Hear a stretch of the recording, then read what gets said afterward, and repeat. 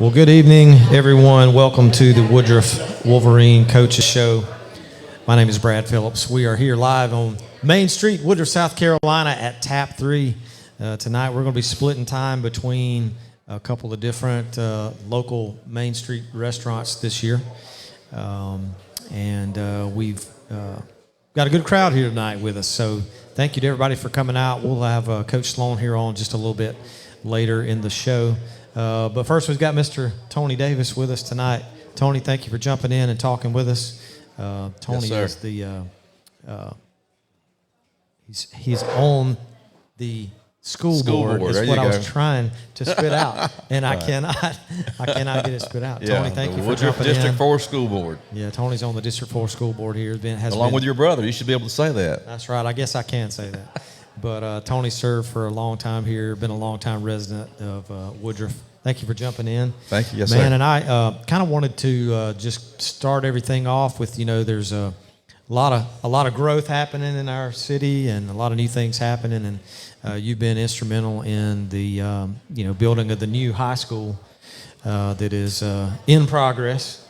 And we were talking about it earlier. I just was kind of going to throw it to you just to give us a little update, for people who might be watching, to give us an update on where we stand in that process and what that looks like. Well, it's coming along. If you've been by there, I'm sure you've noticed the walls going up. They're just about to the top now. I believe that the report I heard, we've got the third floor concreted in, so the third floor is in place. Right. I'm sure you noticed the big pile of dirt on the left-hand side of the school has been gone for a while now. Yeah. So the landscaping is the landscaping hasn't started, but the grading has already been started. Right. So it's a preliminary grading at this point. So all that's done. The curbing's done for the driveways and such around back. The board actually is planning to go. Dr. Fulmer has planned to let us go down there in September and take another tour. So we're excited for that. Nice. So as the builders say, at this point with all the walls up, it'll start to look like it's slowing down, but they'll be going inside to do the work. Right. You won't be able to see it quite as much as what's happening. Yeah. But the one thing you can see right now that I'd like to direct everybody's attention to when you're going by, if you go by and you're facing the school, the entrance closest to Woodruff, if you look down that corridor, if you look down that road, you'll see 3 examples of what kind of facade we'll actually have on the school. Right. That's an exciting thing to take a look at as well. They just have put that up over the last couple of weeks, and that'll give you an idea what the face of the school is going to look like. Yeah, it's not going to be just the concrete walls like you see right now, obviously. There'll be some brickwork done, so you get to see an idea of what that will look like as well. Nice. Yeah, it's, if you drive down through there going towards 26, I don't go that way all the time, so it's a surprise to me every time I go back. You go by there kind of as what's going on. That's what a lot of people say. I get to go by there every day, so it's an ongoing project for me. I can't wait to see it every day I go by. But a lot of people come to my house and they'll say that, I hadn't been by the school since, 2 months ago, and it's really coming along. And I'm like, yep, it's really building up. I like it. It's going to be good for our community. And, the board works kind of tirelessly under the radar a lot of times for things that are going on behind the scenes, that a lot of people don't get to see, visually. They don't get to see what's happening. But with all the growth and everything that's coming to the city, is there anything else that's happening that you can tell us about that's exciting or what might be coming? Well, obviously with all the growth, we're going to have, as far as related to the school, we're going to have a lot more people in the school, a lot more kids. It's going to make us grow. Right. With everything we've got going on with the football team and other sports programs as well, I think we're going to climb right back to the top where we used to be years ago in multiple different sports. Yeah. So I'm excited for that for the kids. I mean, that's the big thing. Once the winning starts, it kind of catches fire for everybody involved. So not just football, but soccer, baseball, tennis, everything. Yeah. And I'm excited for that. So the growth and the new kids that we'll be getting into our system, I believe, is going to be an exciting thing. Yeah, and last season when we first started the coaches show, I was able to bring on almost every representative of almost every sport, and it's been really awesome to kind of listen to the coaches talk about how excited they are about our student athletes and about what Coach Thomas is bringing to the table with our strength and conditioning, making us faster and stronger and more competitive and literally across the board in just about every sport. We had a really good spring season with our spring sports teams, and I don't see any reason why we won't have a good fall. No, exactly. We've always had a big sense of tradition and pride at Woodruff, and having this new school built will give us even more to be proud of. So I'm very excited for the future. Right, and I don't know how much detail you can go into, but there'll be some new facilities located at the new high school building. I think when I say this, it'll be a new gym. Yes. So it'll include a gym for basketball. What other sport? Well, all the sports will be at the high school that we need there. Obviously, we're aiming to have the baseball field done on time. That's a big goal we have. Obviously, we'll have the basketball gymnasium will be huge compared to what it is nowadays. Yeah. We have the fine arts be on the right-hand side of the building, a big auditorium. That's going to be really nice for the band and all the fine arts and things like that. We're leaving Varner Stadium where it is, right. Just for tradition and economic reasons. It's a huge expense to build a facility like that. And Varner Stadium is in great shape, so sure. We're going to leave it alone like it is now. But there's room over there at the new school for a stadium when that time comes. Yeah. So everything that we will ever need will be at the new facility at an appropriate time. Yeah, and it's that's one thing that I can say personally, growing up here and going to school here, is the fact that the facilities that we have lasted a long, long time, and it's because of the pride and the excellence that I think we try to do things with. And if you go to comparable facilities in other counties and look at the age of the buildings that are there, we're super lucky to have what we have, and and that's a testament to our parents, our kids, our community. We take pride in what we have. Yeah. Well, Tony, anything else that you got going on? And we had a big win Friday night against the Clinton Red Devils. It's always a good night to beat the Clinton Red Devils. Absolutely. And I said way back when we were looking at the schedule, I thought if we can get past Clinton first, it could be a tremendous year. And that's happened. So I'm looking forward to see what happens in the weeks to come. You've played in a lot of those Woodruff Clinton games back in the day. Yes. And and I saw something Friday night I hadn't seen in a long time. I saw two of them. Yeah. Goal line stances. You and I were talking about that a while ago. Right. Coach Sloan and I we're gonna hit on that here in just a little while in the game analysis. But you're exactly right. It was a little bit reminiscent of some old Clinton Woodruff matchups, and you really love to see that kind of a game. It's a good close game. It's a good clean game. Clinton is an excellent football team, and it's kind of scary that they're in 2A. They're not in 3A like they always have been. Right. It's flip flop. Back when I was coming through, we were 2 and they were 3. So it's flip flopped over the years. Yeah. So it's I kind of pity all the people that have to play them in 2A come playoff time. Absolutely. Because they're very, very good. And, it just gave me a boost of energy personally to see our boys go out there and compete and get a little bit of that old time feeling. And, me and you come from some of the old days. We'll show our age. It doesn't seem like it, but it really is. Not that you want to dwell on the old days, but it is great to see that kind of tradition. And this team, I think, has got a lot of potential. That's no doubt about that. They got a lot of potential. They play for each other. They have a lot of heart. Big 4-down conversions, big stops on defense. Yeah. Everybody's cheering for each other. I'm so excited for this team. Yes, sir. Well, Tony, we've got a couple of other guests coming in tonight. I'm not going to take up too much of your time. I think you got some food over there. I got some food to eat. Yes, that's right. To finish up. So we're going to take a break for just 1 second, and we're going to bring up. I see Miss Christine Morris is here in the house, guys. You don't want to miss. You don't want to miss this special guest we have coming up next, Miss Christine Morris. We're going to take a break for just a second, and we will be right back with the Woodruff Wolverines Coaches Show.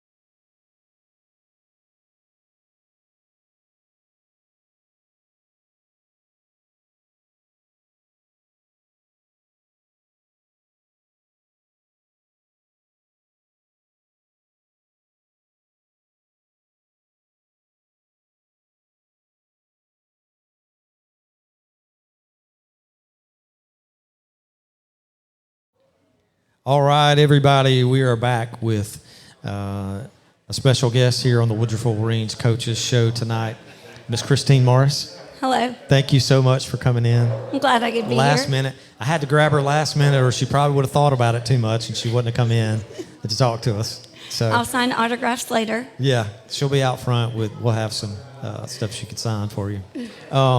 We were just talking a couple minutes ago. I was trying to calculate. I said I was trying to calculate her stats. My stats. Before she came up, but Miss Morris has been in the district for 23 years, right? Yes, that's correct. So long tenure here in District 4.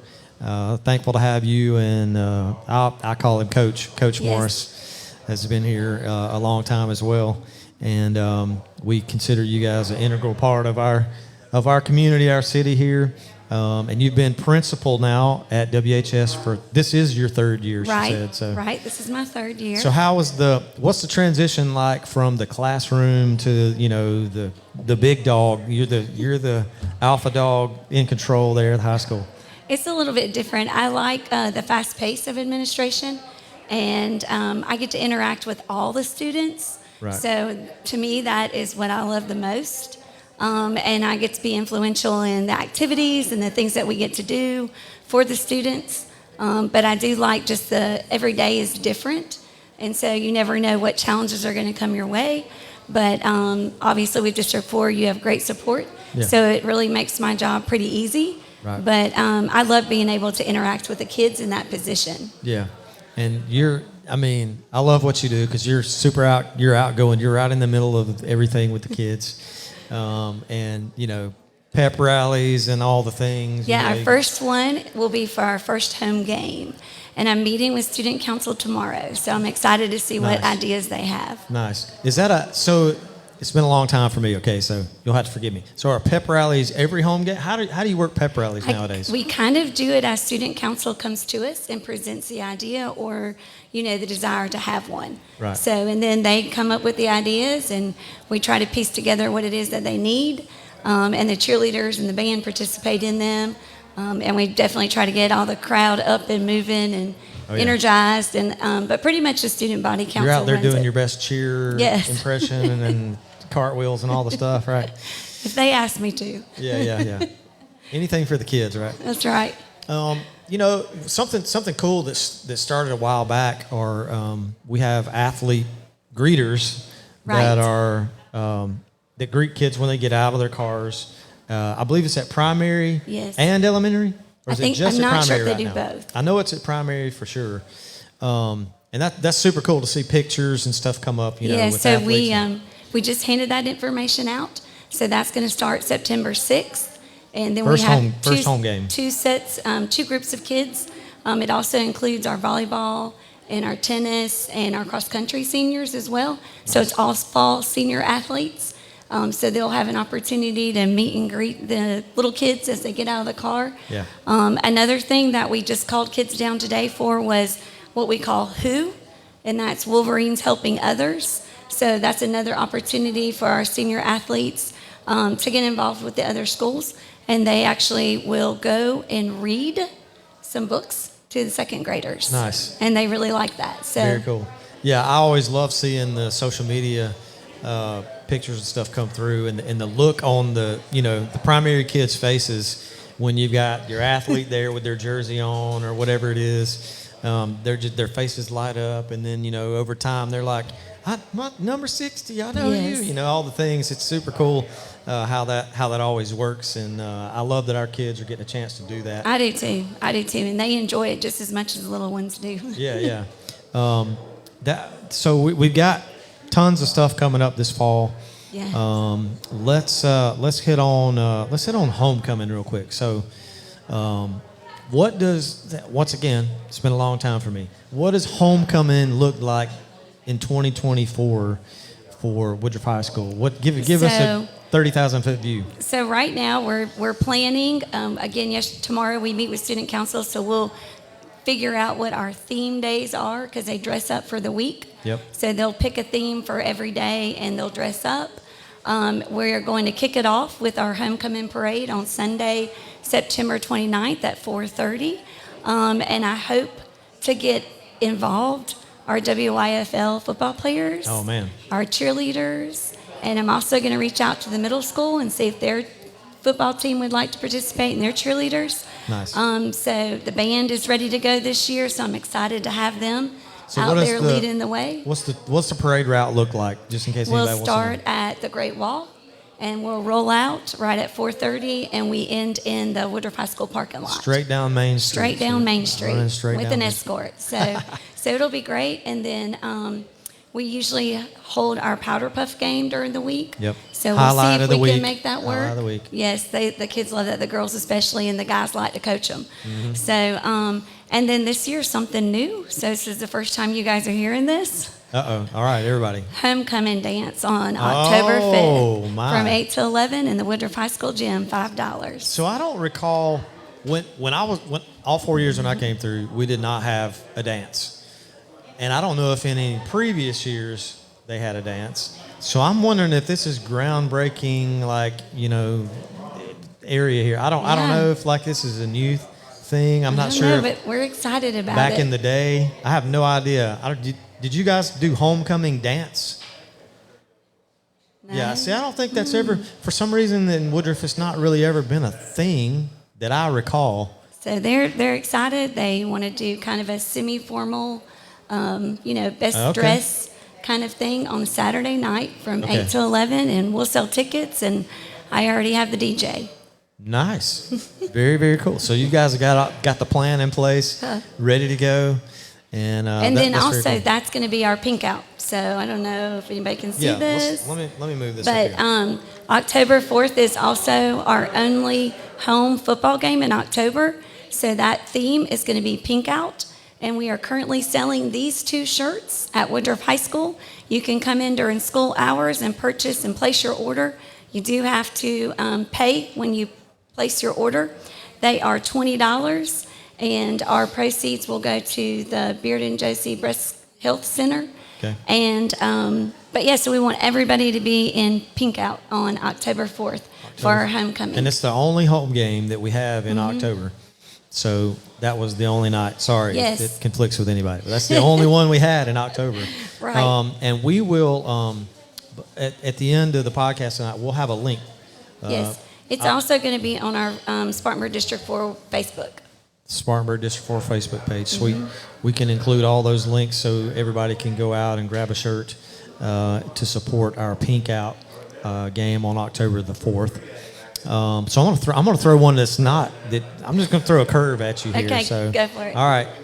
So you have a senior football player. See, we can kill 2 birds with 1 stone here. Okay. So not only is Miss Morris the principal at the high school, but she has a senior football player this year. I do. TJ's last year. I'm not trying to be sad, but this is TJ's last season. I know. What's it like? What's it like taking off the admin hat, sitting in the stands, watching your son go out there on Friday nights? What does that Gosh. feel like? Are you nervous, excited? I'm very nervous. It makes me very nervous. But I know that my son steps out every Friday night in faith. Yeah.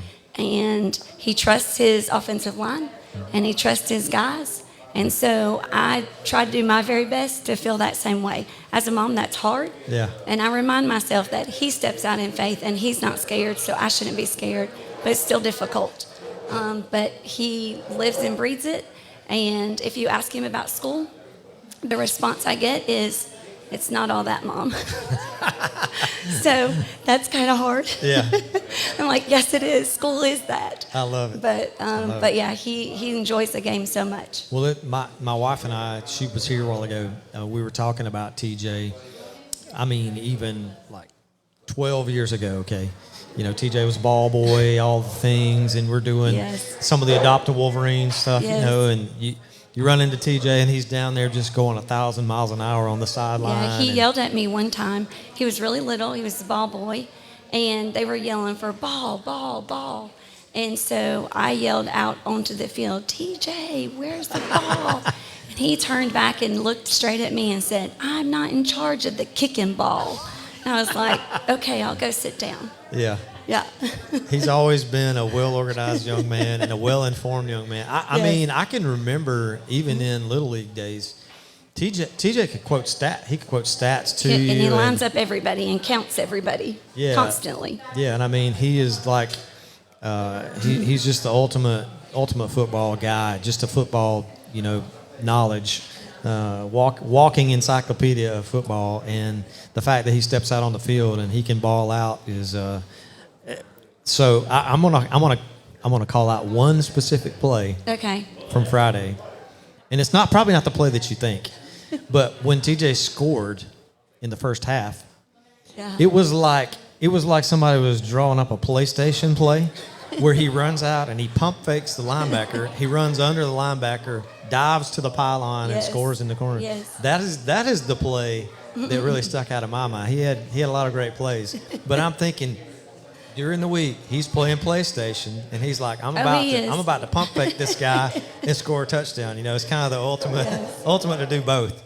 Yes. But he's TJ's a great young man, and we've had him on the coach's show last year, and I just love to hear him talk. And he's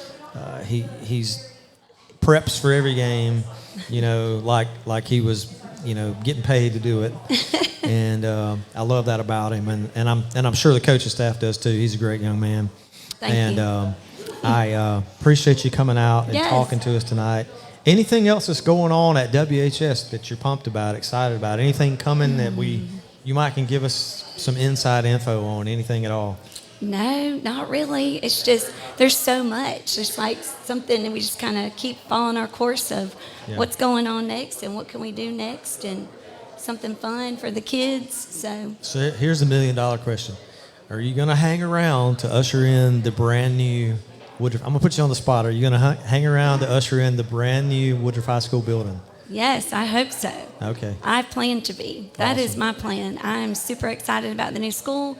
I'm super excited of the size of that building and the Yeah. room the kids will have, Sure. and possibility of offering more things for them to do and more classes, and just it's going to be great. I love it. My favorite It's thing. coming along. It's really neat to be I'll tell you involved in the process. I'll tell you my favorite thing from a music and performance standpoint is Yes. the fact that we're going to have some fine arts facilities like an auditorium, and Right. a bunch of that stuff is going to be available to our kids now Yes, that it's kind of gonna be- previously wasn't. So It's going to be great. those things are awesome to me. I'm just interjecting that in like non-sports right now, but Yes. but I'm pumped about that as You're well. right. We'll be able to grow a lot of programs out of that. Yeah, very cool. Well, Miss Morris, thank you so much for jumping in and taking time and talking with us. Thank you. And sharing all of your info. We're gonna have that. We're gonna have the link to Yes. the Pink Out T-shirts posted so that everybody, even we have a lot of people that watch this later. So even if you're watching later, you'll be able to click on the link to purchase a T-shirt. Goes to a good cause. Yes. And hopefully we'll sell 1 million of them. Right. Yes. So that's the goal. That's the goal. Yep. All right, guys, we're going to take a break for just a moment on the Wolverine Coaches Show, and we'll be right back with Coach Brett Sloan.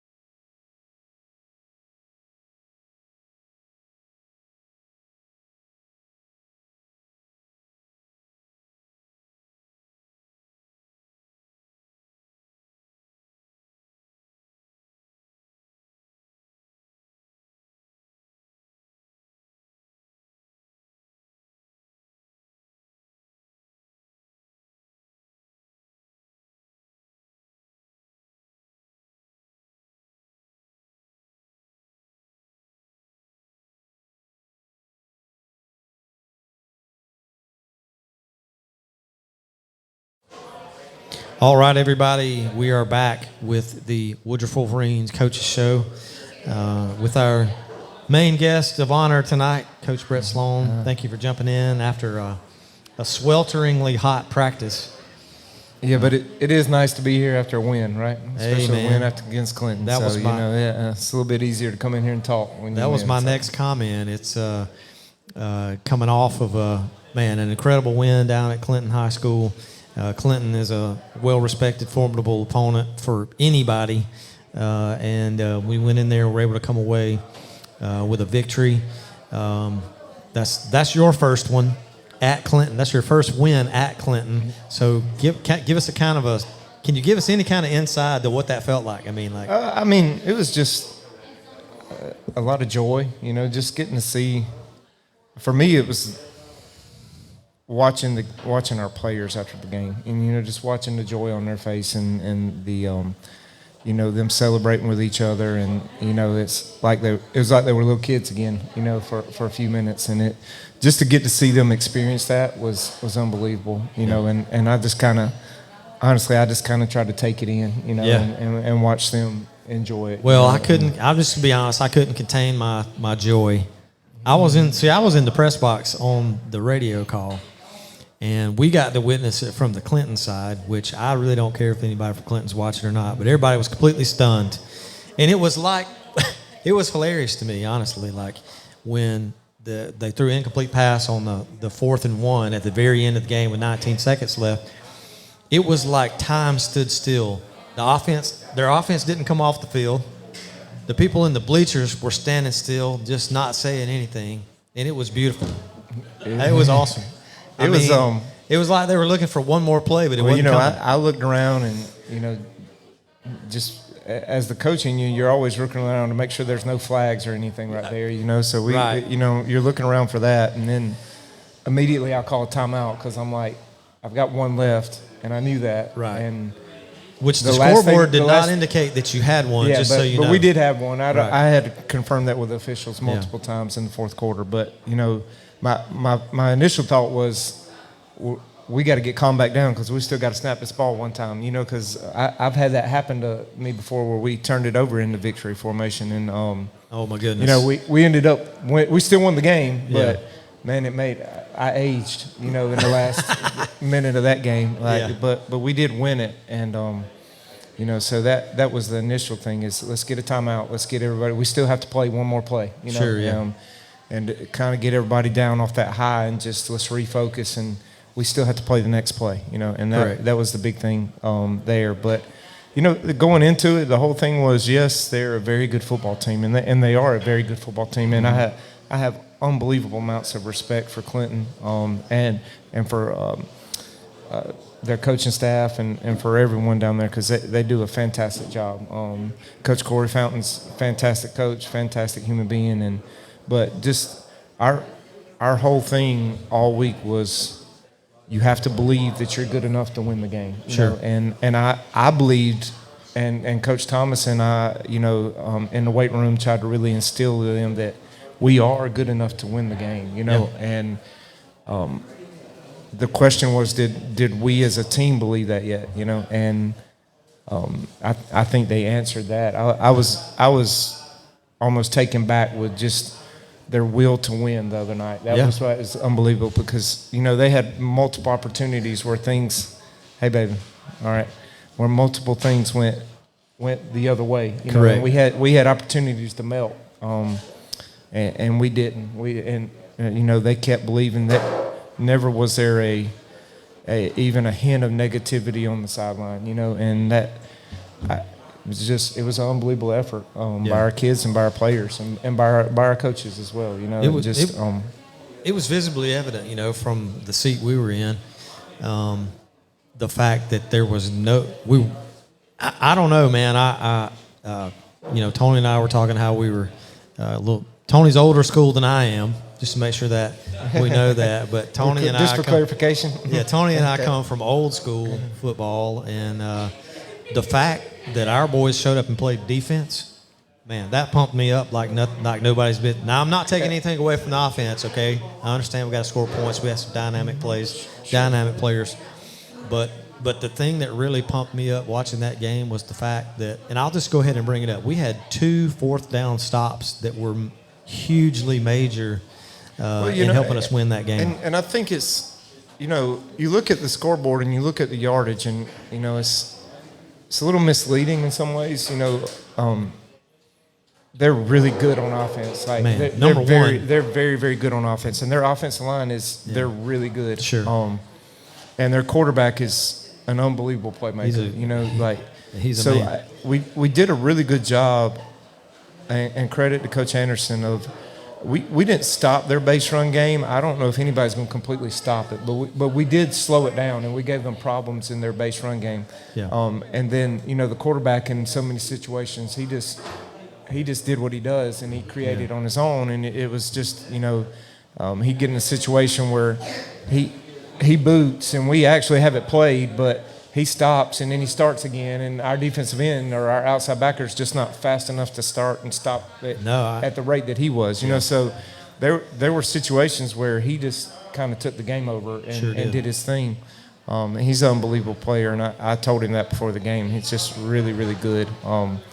And so I think you got to look at that, and then that combined with how big and physical their offensive line is, they're going to score a lot of points on a lot of people. So.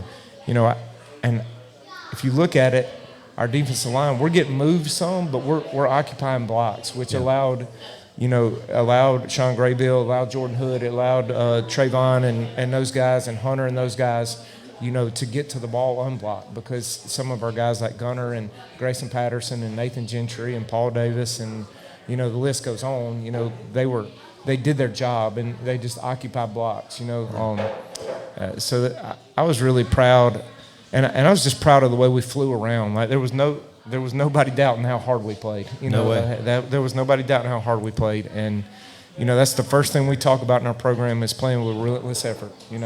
For 4 to 6 seconds, and I felt like there were very few instances the other night where you could have doubted anyone's effort. For sure. And I was really, really proud of that. So. Yeah, man, it was evident, and I think we got some. I think I have some defensive statistics that we can pull up here real quick. It looks like Tom Mobley and I called the game on the online stream, and I said before the game started, I think we're going to call Sean Graybill's name quite a bit tonight. 17 tackles, Hunter West with 14 tackles, Jordan Hood 13 tackles, Gunnar Atkinson 11. Nathan Gentry 10, Trey Rogers 9. We had guys flying to the ball making tackles, and it's sure did. if you're looking at it on the screen, there's those are some really, really great defensive numbers from Friday night, and our guys were getting after it on defense. Props to Coach Anderson. Yeah, and if you look at it, a lot of people say, well, your safety had 11 tackles. Well, in quarters and what we play, very often Hunter's a big part of the run fit, like just based off of scheme alone. So a lot of times he's inserting into the box or he's filling an alley really, really quickly. So that's not necessarily a negative, in what we do. Obviously we'd like for Graybill and Jordan to lead us in tackles, which I think they were pretty close. I know Graybill led us in tackles. Yes. I think Jordan Hood was third. Is that right? 111. I think that's right. Yeah. So. That's about what it should be, and when you're playing a good offense like that, look, sometimes all you got to do is just keep playing and come up with a couple of timely stops, And I felt that's what we did. Yeah, and it's with the style of run offense that Clinton has with all the misdirection, it's like if you don't play your responsibility, you don't play your assignment, we're in trouble.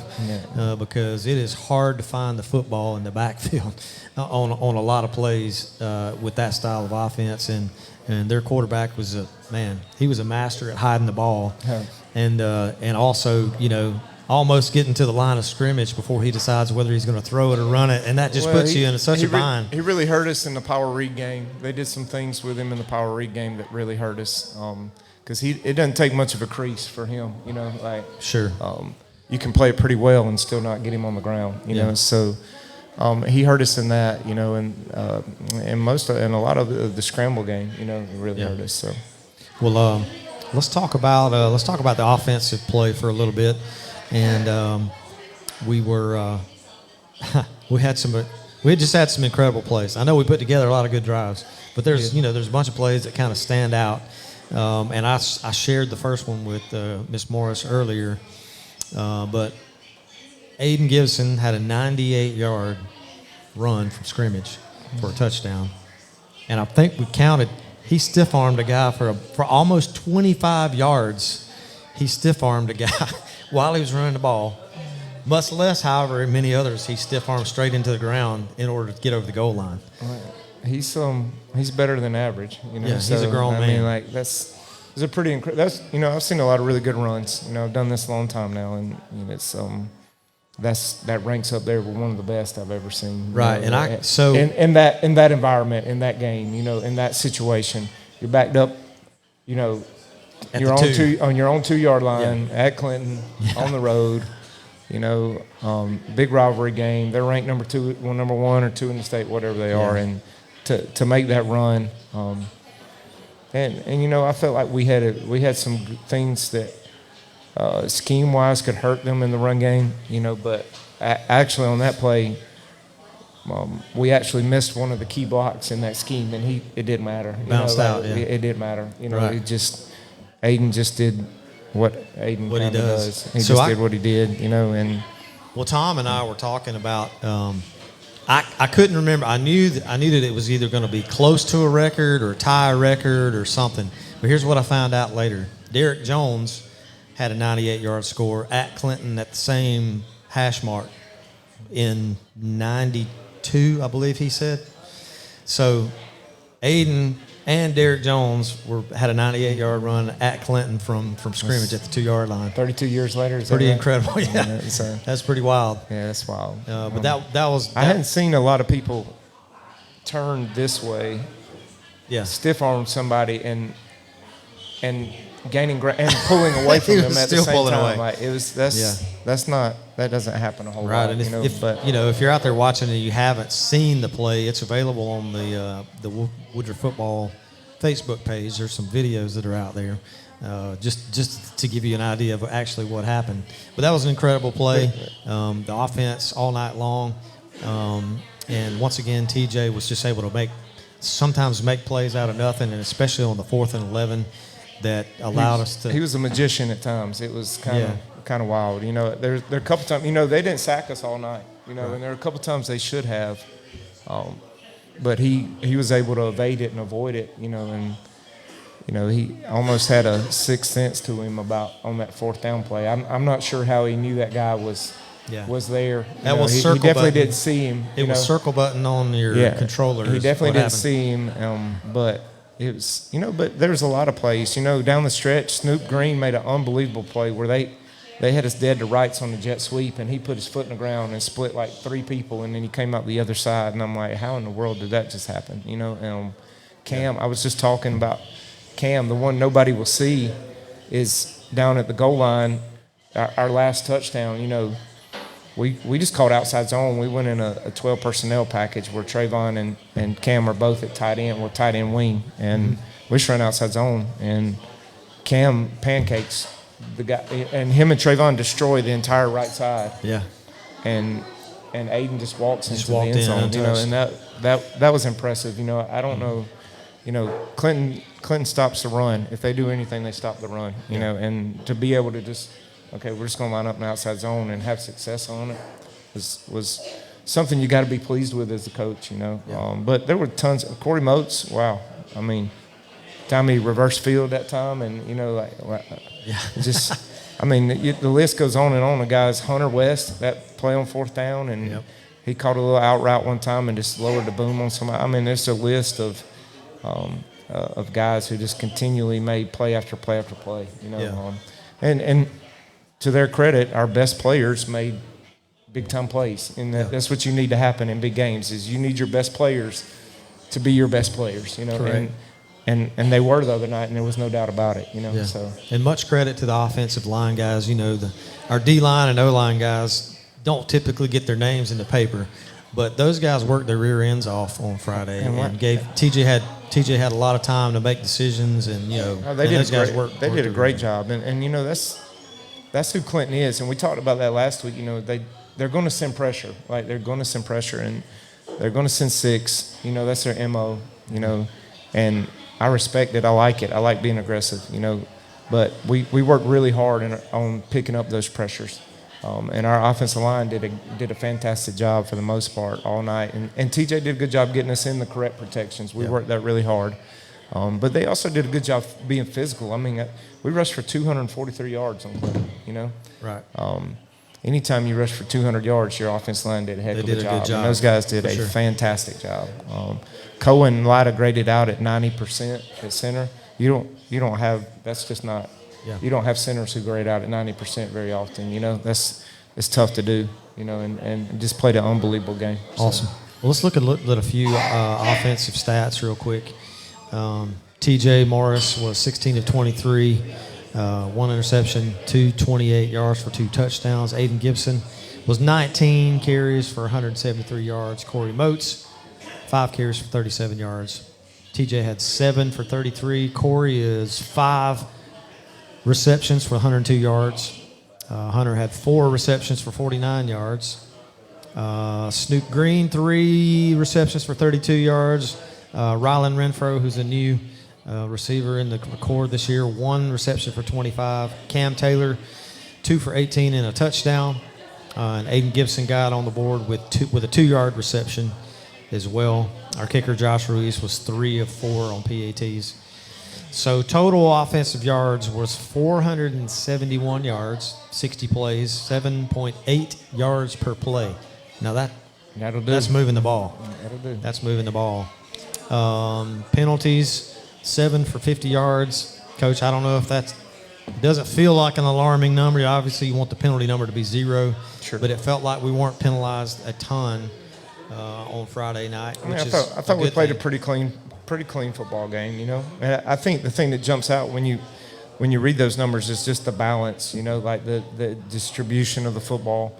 You know, we've had this conversation as a team is our strength as a team is we don't have a superstar, right? We've got nobody right now that has a Power 5 offer. Do I think we have some kids who can get those? Yes, I do. I absolutely do. Yeah. But we've got a bunch of really good players, right? And our strength is, you know, to steal from Coach Brown, he talks about the pack all the time, right? And you know, our strength is the pack, you know, and we've got a bunch of guys who can go in there and make plays, you know, and so you can't really, it makes it really hard to zero in on one individual, you know, I think, and that's, you know, I think if we can continue to do that and understand every Friday night, one night might be Aiden's night, and one might be Corey's or Cam's or Snoop's or Hunter's or, you know, I think as long as we understand that and we can buy into that, we're going to be, we got a chance to be pretty good on offense, you know. So we had a question from a viewer about maybe a player that we didn't quite get to see yet on Friday. Is that something that we can ask you about? We've got a kid who moved in. You know, I'm not going to throw names out there right now, but we do have a new guy who, you know, is working his way in. Gotcha. From my understanding, all of his eligibility stuff is good, and you know, things like that. So it's something we're working towards. You know, obviously it's, you know, it's hard to just step in a week, you know, and know everything that we do offensively, but we do, you know. I think we got another one who's got a chance to be really good too, you know. Nice. So, and I'll leave it at that for now. So. Well, you know, it just takes a little bit to get all the eligibility stuff confirmed, and however all that works nowadays with the high school league. Yeah, sure. Getting the paperwork done. You know, and I just want to be careful with how we address that right now. You know, Yeah, good deal, man. So let's look at the schedule coming up. We are going to be at Fountain Inn coming up this Friday, and you know, they're going to be. Fountain Inn's going to be much improved over the last couple of years because they've got some time under their belt. They've got some new players that have moved in. You know, when we first played them, I believe we played them in their inaugural season. Yeah. So basically like a 10th grade team. Mm-hmm. And they have some kids who've got some playing time under their belt now. Give us a little bit of an idea of, you know, formation-wise, what Fountain Inn is going to look like offensively. Very similar to us, actually. There'll be a lot of 11 personnel spread and 10 personnel. So they do a lot of things that we do. You'll see some power read, you'll see some counter, you'll see some zone scheme, but they're very balanced. They run the ball well. Quarterback's a phenomenal player, They're really similar to us on defense as well. They're base 3-4. They play some more two-read type stuff than we do. Or they lean towards that a little bit more than what we do, but we play a little bit more press quarters. But very similar to us from a scheme standpoint. So it'll look a lot like our front, a lot like our linebackers, and a lot like our secondary. Gotcha. There's some details that are a bit different, but for the most part, if you looked at them and to the casual eye, it's almost the same defense. Kind of a similar matchup. Yeah. And I think you had mentioned to me that once again for the second week in a row we'll be facing a pretty athletic quarterback. Oh yeah, man, he's a good player.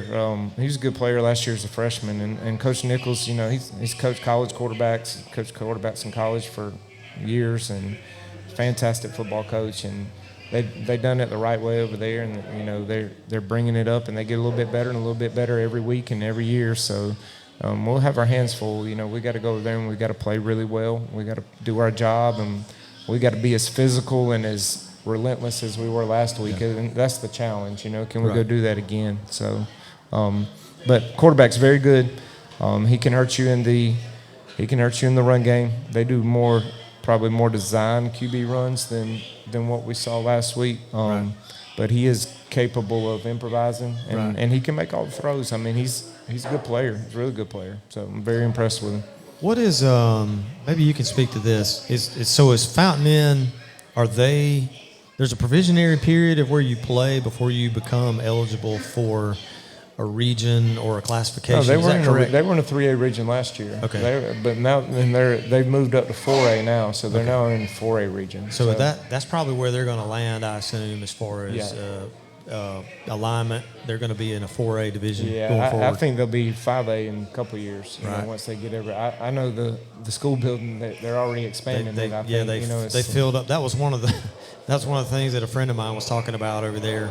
They moved into the brand new Fountain Inn High School building, filled it up in the second year, and now they're trying to figure out what to do to expand after they completed their brand new high school building. Well, let's. So, Coach, you probably don't want to see this, but I'm gonna bring it up on the screen if I can get it to show up here. All right. So the prep poll came out, and the Woodruff Wolverines are ranked number 7 this week for the first time in a long time. If you look at the list there, BHP at number 1.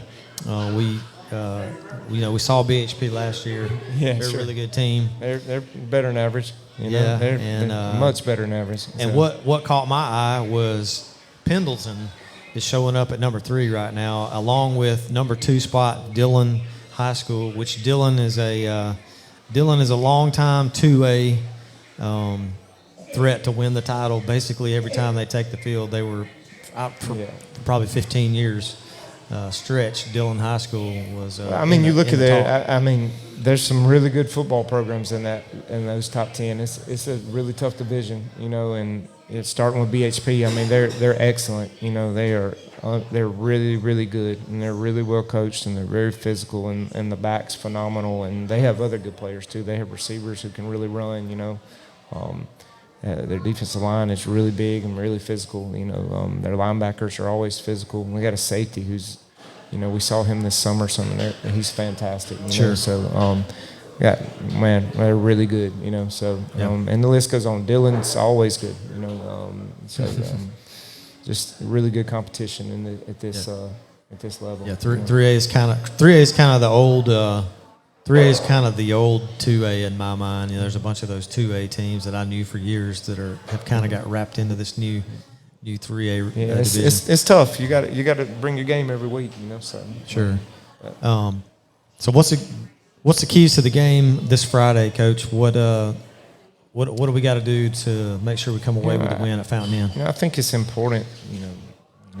Without going into too much detail, I think we need to run the football. I think the more we control the game and the more their quarterback's not out there slinging it around, the better for us, But now we're still going to be aggressive. That's who we are, and we're not going to change that. But I think we have to be calculated, and when we are super aggressive. But I think running the football is really important. And defensively, we got to try to really we got to run to the football, and find ways to not let the quarterback beat us. I think he's what makes them go. And we have to make sure that we force other guys to make plays too. So I think those are the two main things. Like I said, they're a good football team, and we got to be ready to play. So. Got some information just a little while ago. So just for everybody who might be a member of the Booster Club, who's donated to the Booster Club, Booster Club was able to actually collect more money at this time than we did last year. That's awesome. Kind of beat their goal that they had set. So everybody that's listening out there, if you're here in the room tonight, thank you so much for donating to the Woodruff Falls Sports Booster Club. It's been huge. We can't thank you enough. We really can't. Sure. And we appreciate all of you. There are things that go on that, behind the scenes that we don't get done without those things. And it's really important. And we're really grateful for all those who contribute. Yeah, it's been huge for the past 2 seasons. For every sport has benefited in some way over the past year, and going into year 2 of kind of revitalizing the All Sports Booster Club. Tons of people, business owners in our area have contributed. Individuals have contributed, and can't say thank you enough to everybody who has donated to the Booster Club. And thank you to everybody out there that are the organizers, all the people who, if I start calling names, I'm going to forget everybody who's on the Booster Club board. But, all those guys know who they are, and they make things tick. And kind of taking over concessions on Friday nights has been a huge deal as well. And making that, everybody behind the scenes making those things happen. Can't thank those guys enough. Absolutely. And Friday night, Fountain Inn versus the Woodruff Wolverines. You got to be there. We need you there. Yeah, it's going to be a good football game.